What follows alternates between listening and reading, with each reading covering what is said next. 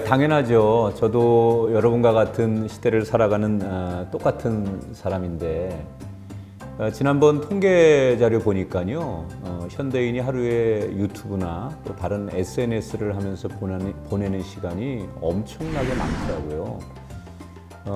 저도 여러분이 생각하시는 것보다 더 훨씬 많은 시간을 SNS와 보내는 것 같습니다.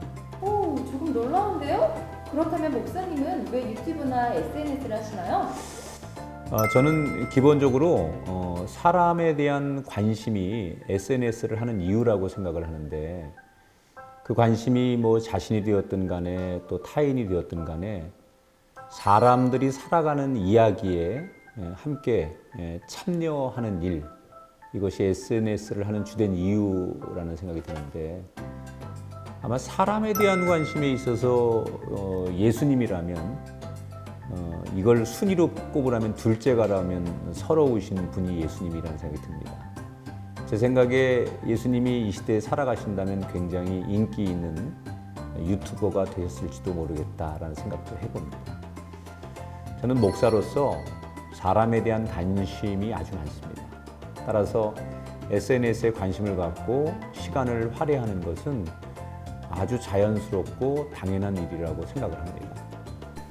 그렇다면 왜 SNS 중독이 자꾸 문제로 지적되는 걸까요?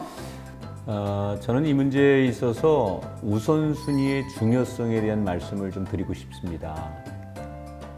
프로 게이머가 하루 종일 게임을 한다고 이상하게 생각하는 시대는 지나갔습니다.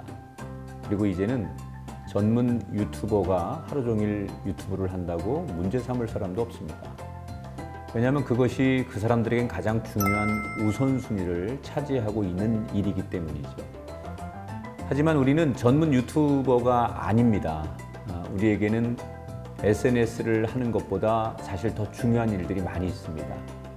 그것이 무엇인지는 각자마다 다 조금씩 다르지만 우리의 가장 중요한 우선순위가 SNS가 아닌 것은 분명합니다. SNS 중독이 문제가 되는 것은 바로 이 지점인데, 유튜브나 SNS를 하는 것으로 인해서 그보다 더 중요한 일들에 지장을 줄 때 바로 문제가 생기는 겁니다. 성경에서도 세월을 아끼라는 권면을 합니다. 이것은 하나님께서 우리에게 맡기신 일들의 우선순위를 바로 잡으라는 말이기도 하지요. 좋은 의도로 들여다보기 시작한 SNS가 어느 순간 우리의 시간을 잡아먹는 킬링 타임이 되곤 합니다. 그러다 보면 우리가 SNS 중독이 되는지도 모르게 중독이 되는 것이죠. 제가 말씀드리고 싶은 또 다른 부분은 소통의 왜곡입니다. SNS를 통한 소통이 부작용을 만들어내는 경우인데, SNS에 푹 빠져 살다가 어느 날 악플에 시달리거나 또 사생활이 지나치게 노출이 되는 경우를 생각해 볼 수 있습니다. 속된 말로 관종이라고 부르는 것도 굉장히 위험한 일인데, 지나치게 타인의 관심을 기대하다가 자기 스스로 실망하고 소통이 단절되는 경우도 많이 있습니다.